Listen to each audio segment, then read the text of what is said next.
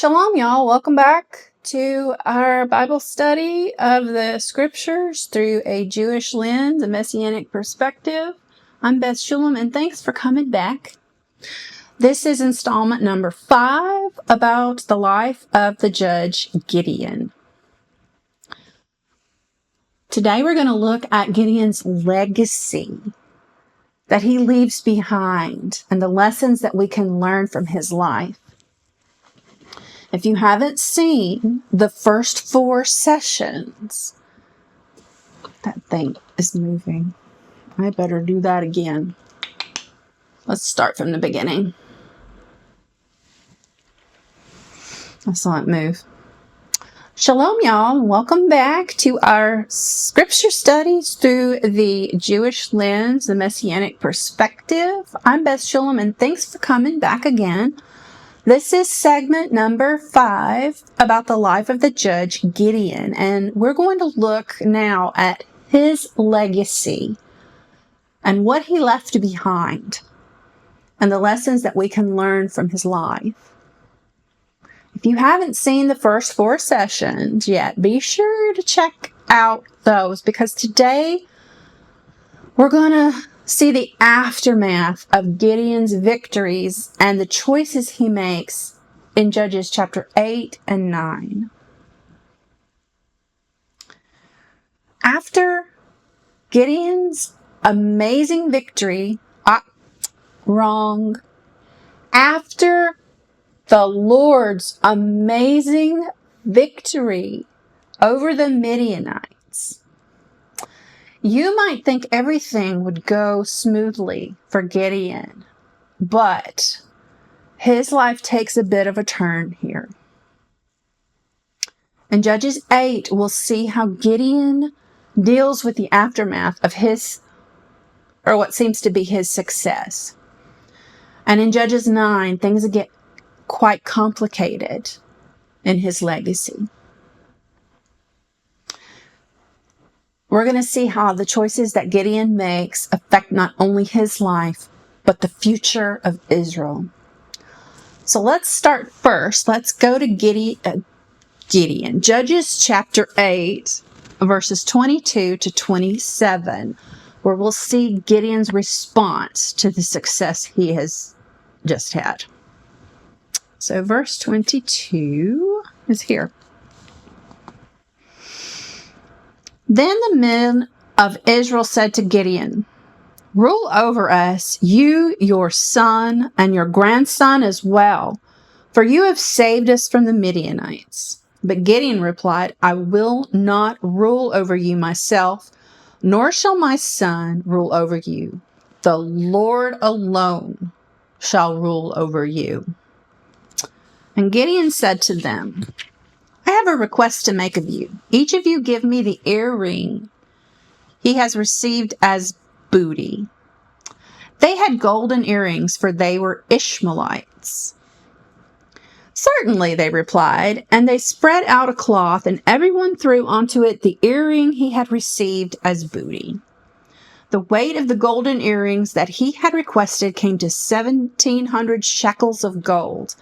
This was in addition to the crescents and the pendants and the purple robes worn by the kings of Midian, and in addition to the collars on the necks of their camels.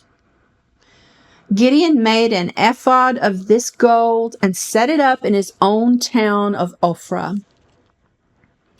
There all Israel went astray after it, and it became a snare to Gideon and his household.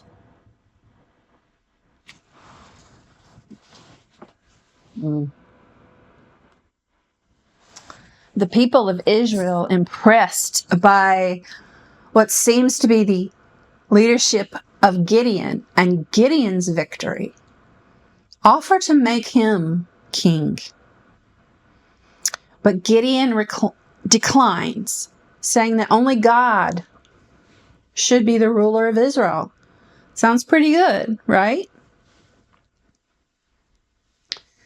But then Gideon makes a choice that ends up causing trouble. He asked for the gold earrings from the people and created an ephod. a kind of religious garment. While this sounds harmless, on the surface, the ephod becomes a snare for Israel as the people start to worship it. Gideon's refusal of kingship is a positive decision, but his request for this gold and the creation of this ephod shows a lapse of judgment. The ephod becomes an object of idolatry, something that leads the people of Israel away from the true worship of God. Even though Gideon had great faith and obedience earlier in his life story, here we see that sometimes we can still make choices that lead us astray. What starts out as a good action, a victory celebration, can turn into something that leads people away from the heart of God. So what can this teach us? First, it's a reminder that even the strongest leaders can have moments of weakness. Why? We are human beings. We may start out with good intentions, and I'm sure Gideon's intention here was good, but sometimes we can still mess it all up. It's important for us to remember that our choices, no matter how small, can have far-reaching consequences.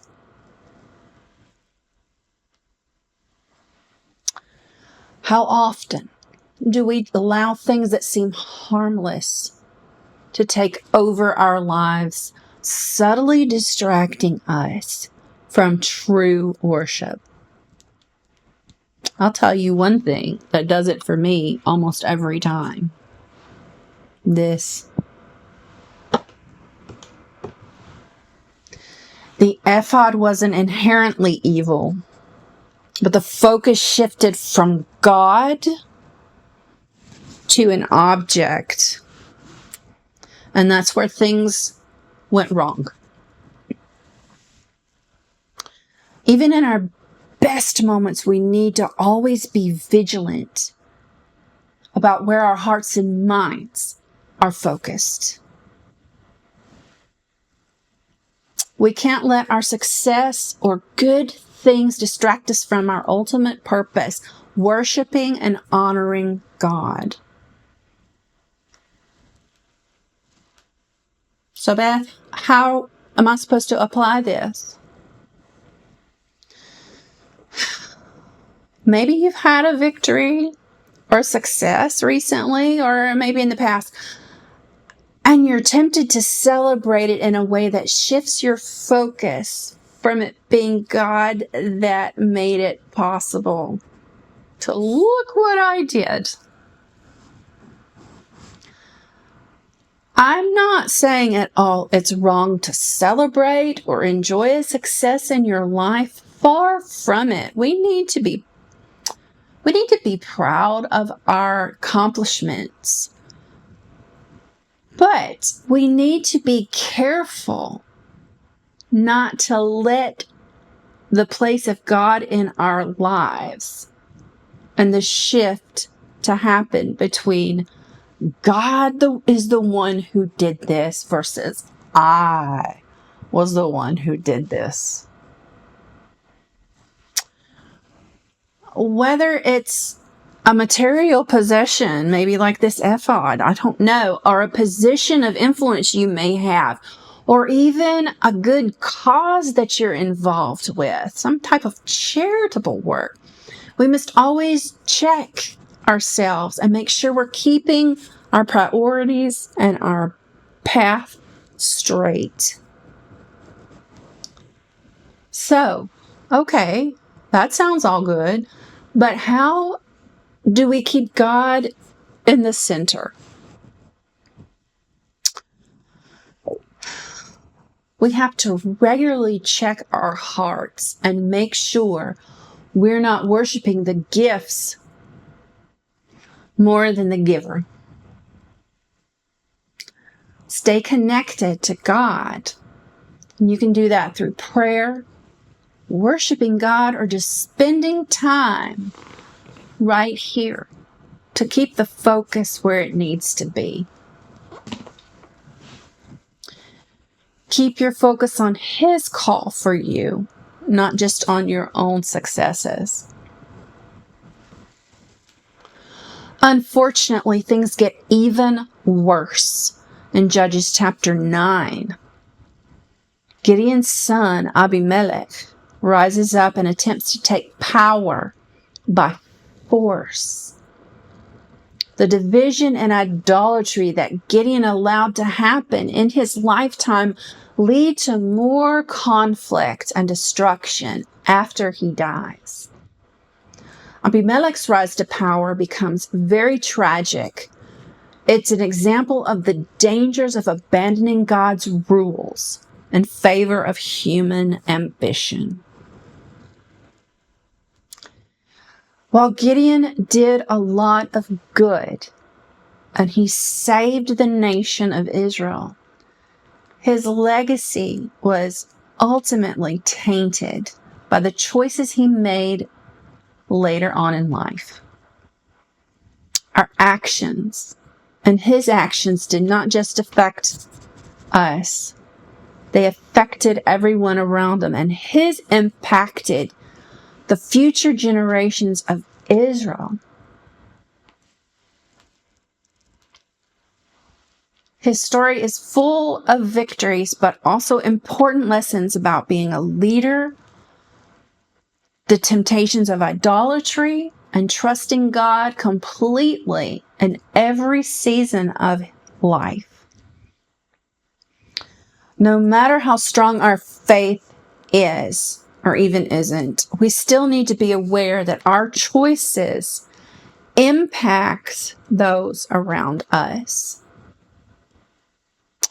In our last session, we'll speak directly to Judges chapter 9 and the leadership of Abimelech.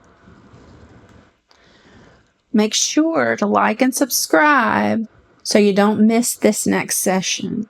And always, I'd love to hear your comments about this part of Gideon's life. What part of his whole life stands out to you the most, and how can you apply the lessons that we have been talking about in your own journey of faith? Keep the conversation going. It's how we witness to one another. It's how we encourage one another in our walk. So thanks for watching. And again, remember, keep God always at the center of your victories and your choices. Shalom, y'all. Until next time. Bye.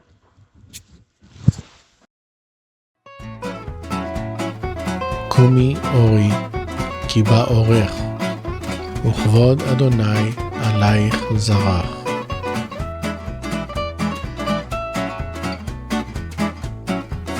קומי אורי, כי בא אורך, וכבוד אדוני עלייך זרח.